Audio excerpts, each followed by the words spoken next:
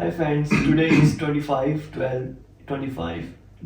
मैं आया हूँ यासिर के पास और आज हमसे इनसे थोड़ा ब्रीफ इंट्रोडक्शन लेंगे और आपको 3 topics heavy working student, full time job, ये कैसे यहाँ पे जर्मनी में रहते हुए और TU इल्मिनॉ में पढ़ते हुए कैसे आप इजीली गेट कर सकते हैं। तो आज ये सब चीज़ें हमें यासिर बताएंगे।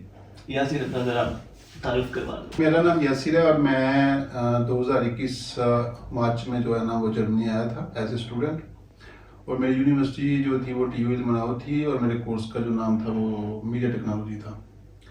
और मैंने इस कोर्स को फिनिश करने में मुझे तकरीबन 4 साल लग गए थे। इसी ईयर के स्टार्ट में मैंने इसको कंप्लीट किया 2025 में। तो ड्यूरिंग द कोर्स ही मुझे स्टूडेंट जॉब मिल गई थी यहीं एक कंपनी में।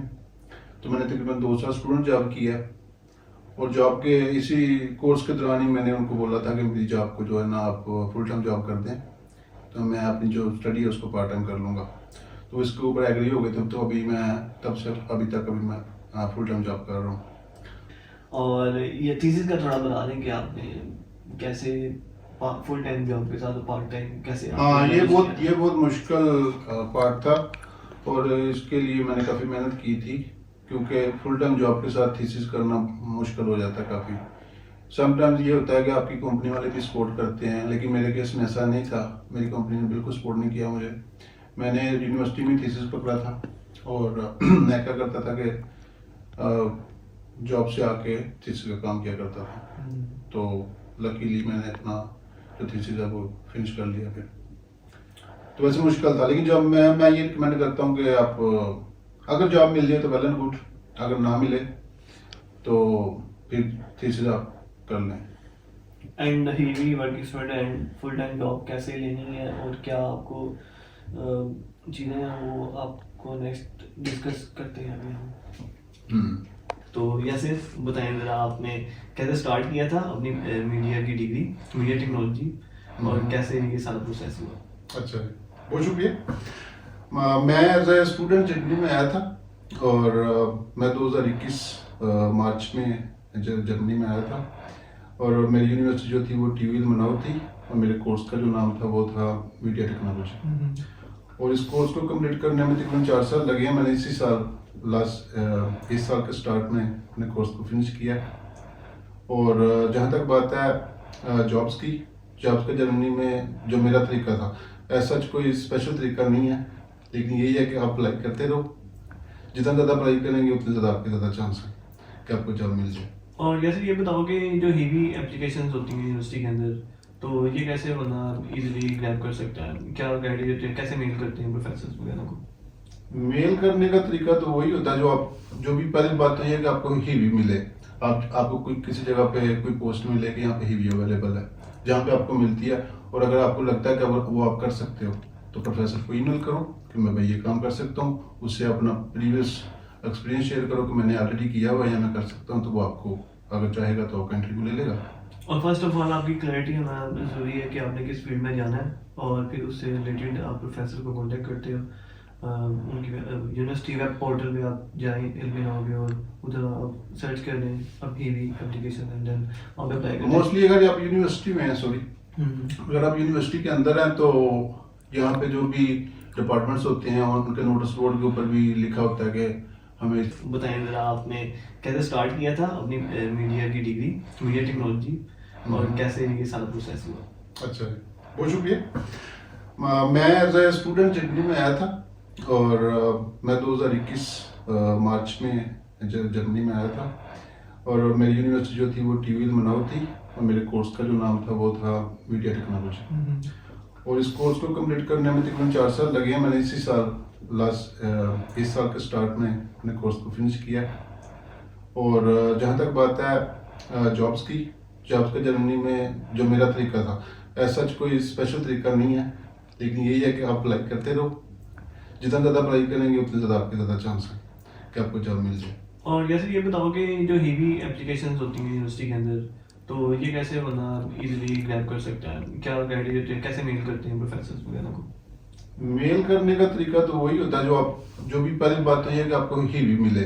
आपको कोई किसी जगह पे कोई पोस्ट मिले कि यहाँ पे ही भी अवेलेबल है, जहाँ पे आपको मिलती है, और अगर आपको लगता है कि वो आप कर सकते हो तो प्रोफेसर को ईमेल करो कि मैं भाई ये काम कर सकता हूँ, उससे अपना प्रीवियस एक्सपीरियंस शेयर करो कि मैंने ऑलरेडी किया हुआ है या मैं कर सकता हूँ, तो वो आपको अगर चाहेगा तो आपका इंटरव्यू ले लेगा। और फर्स्ट ऑफ ऑल आपकी क्लैरिटी होना ज़रूरी है कि आपने किस फील्ड में जाना है, और फिर उससे रिलेटेड आप प्रोफेसर को कांटेक्ट करते हो। उनकी यूनिवर्सिटी वेब पोर्टल पे आप जाएं इल्मी नाउ और उधर आप सर्च कर दें अभी भी एप्लीकेशन एंड देन आप अप्लाई करें। मोस्टली अगर आप यूनिवर्सिटी में हैं, सॉरी, अगर आप यूनिवर्सिटी के अंदर हैं तो यहाँ पे जो भी डिपार्टमेंट्स होते हैं और उनके नोटिस बोर्ड के ऊपर भी लिखा होता है कि हमें इस चीज़ की रिक्वायरमेंट है, इस तरह का बंदा चाहिए, ये जॉब अवेलेबल है प्रोफेसर के पास या प्रोफेसर असिस्टेंट के पास। की की जॉब इस तरह की होती है कि वो या तो वो असिस्टेंट प्रोफेसर के साथ काम करेगा या प्रोफेसर के साथ डायरेक्ट काम करेगा। वो कोई छोटे मोटे प्रोजेक्ट होते हैं तो उसके बारे में वो नोटिस बोर्ड पर लगा देते हैं। तो उसका आपने ध्यान रखना है कि अगर आपके रिलेटेड या जो भी आपको काम आता है उसके रिलेटेड वो कोई काम अवेलेबल है तो प्रोफेसर से बात कर सकते हैं। ये टीवी में ना हम पढ़ते हुए मीडिया टेक्नोलॉजी, तो कितना आप लकी रहे हो वर्किंग स्टूडेंट जॉब के बाद से, मतलब कितना अप्लाई किया और कितनी जल्दी मिल गई आपको वर्किंग स्टूडेंट? अच्छा, मेरा एक पर्सनल एक्सपीरियंस ये है कि मैं जब 2021 में आया था ना इधर, तब जर्मनी में जॉब लेना ज़्यादा आसान था मुझे लगता है। और अभी जो 2025 में जो हालात हैं उसके मुकाबले में तब ज़्यादा इजी था, क्योंकि मैंने कोई ज़्यादा स्ट्रगल नहीं की। शायद मैं लकी था या शायद मुझे इसका कोई आइडिया नहीं है। मेरे साथ उसका ये है कि मैंने अप्लाई किया था काफ़ी जगह पे और मेरे फर्स्ट इंटरव्यू में मेरी जॉब हो गई थी, ठीक है। तो मुझे तो ऐसे लगा था कि आसान है, लेकिन दूसरों का एक्सपीरियंस डिफरेंट थे।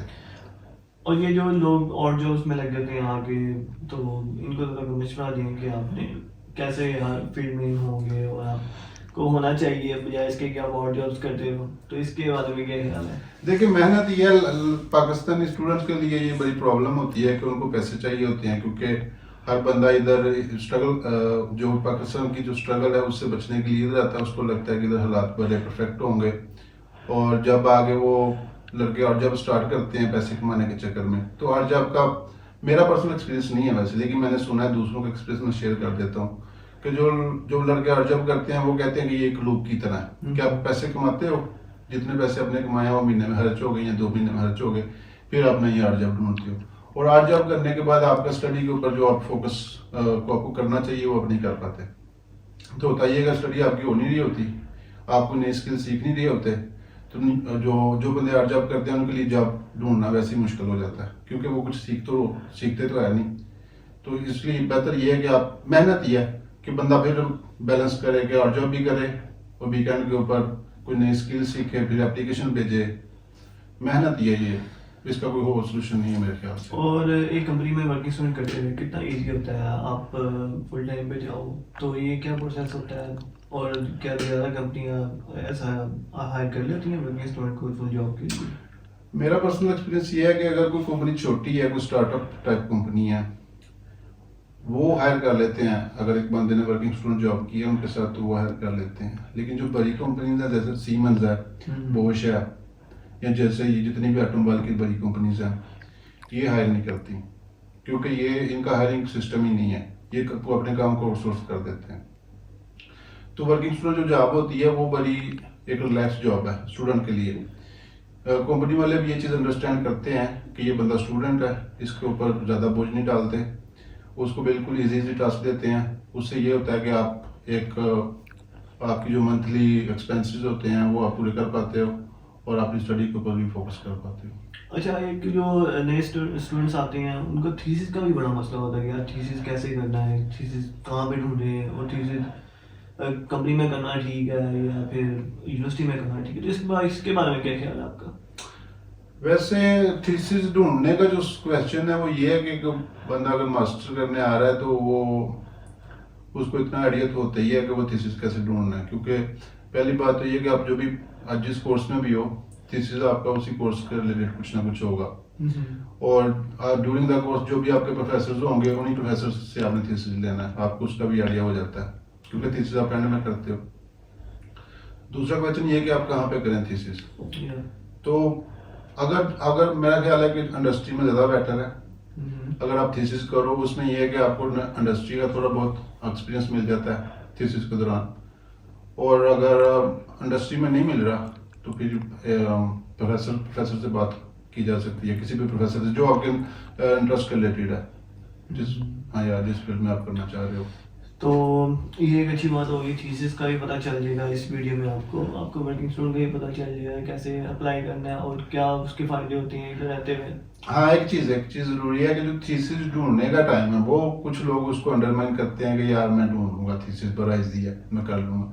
यहाँ पे प्रोफेसर के साथ जो थीसिस का प्रोसेस है वो काफ़ी लंबा होता है, एटलीस्ट आपको 3-4 महीने लग जाते हैं, मैक्सिमम 6 महीने भी लग जाते हैं थीसिस ढूंढने में, टॉपिक को फाइनलाइज करने में, क्योंकि प्रोफेसर आपसे बहुत सारी चीज़ें पूछते हैं। वो कुछ प्रोफेसर तो आपका इंटरव्यू भी लेते हैं पहले कि हाँ ये काम है तुम कर भी सकते हो कि नहीं कर सकते। तो उसको ना आप अगर आप थीसिस करना चाहते हैं, मतलब आपने करना ही, अगर आप कोर्स में आ गए हैं तो उसका ये है कि जितना अर्ली स्टार्ट लें उतना अच्छा। Exactly. और बाद दफ़ा तो वो सब टास्क भी देता है प्रोफेसर के, करके दिखाओगे उसके बाद। हाँ वो इंटरव्यू में आ जाती है चीज़ कि पर्सनली मेरा एक्सपीरियंस ये है कि जब मैंने प्रोफेसर से बात की थी, उसने मेरी पूरी सीवी मांगी थी कि हाँ तुमने स्टूडेंट जॉब किया, कहाँ पे किया, उधर क्या काम किया है। अच्छा फिर उसने मुझे बोला कि कुछ प्रोफेसर तो इतने अच्छे होते हैं कि वो कहते हैं आप अपना जस्ट एक्सपीरियंस बताओ, हम टॉपिक ही आपको उस तरह का देंगे ना, तो क्योंकि उनके पास बहुत टॉपिक होते हैं। So this is the right way, like first you become, जैसे ही आप इल्म में आते हो तो मास्टर्स में आप सबसे पहले ही एप्लीकेशन ट्राई करें, उसके बाद working student exactly, and then हाँ और उससे आप फुल टाइम पर जा सकते हो, और थीसिस भी इम्पोर्टेंट होता है। तो ये सारी इन्फॉर्मेशन आई थिंक इस वीडियो में कवर हो गई है। हाँ चीज़ रहती है ही भी जो है उसमें ऐड करूंगा मैं, ही भी का सबसे अच्छा जो बेनिफिट ही भी का ये है कि आप यूनिवर्सिटी के अंदर ही रहते हो, प्रोफेसर्स के आसपास, स्टूडेंट के आसपास, उसमें ये है कि आपकी स्टडी अच्छी हो जाती है। कि ही भी में आपको मिनी जॉब होती है ही भी, उसमें आपको तकरीबन अपने मंथली खर्चे के लिए पैसे मिल जाते हैं, और उसमें ये है कि आपकी स्टडी जो है ना उसके ऊपर स्टडी बिल्कुल हार्म नहीं होती। सो इस वीडियो में हमने 3 टॉपिक कवर कर लिए हैं I think. First of all ही मास्टर्स में इनरोलमेंट के बाद, और working student, and then thesis, and then full time.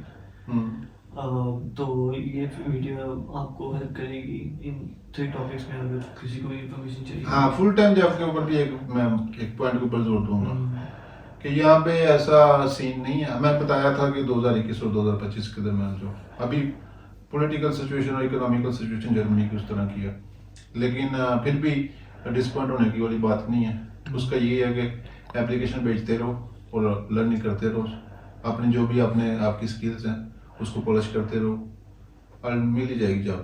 Hard work is the key to success. हाँ so thank you so much Yasir, and मेरी तो ख्वाहिश है कि आपका ब्राइट फ्यूचर हो, जितनी मेहनत की है बहुत शुक्रिया।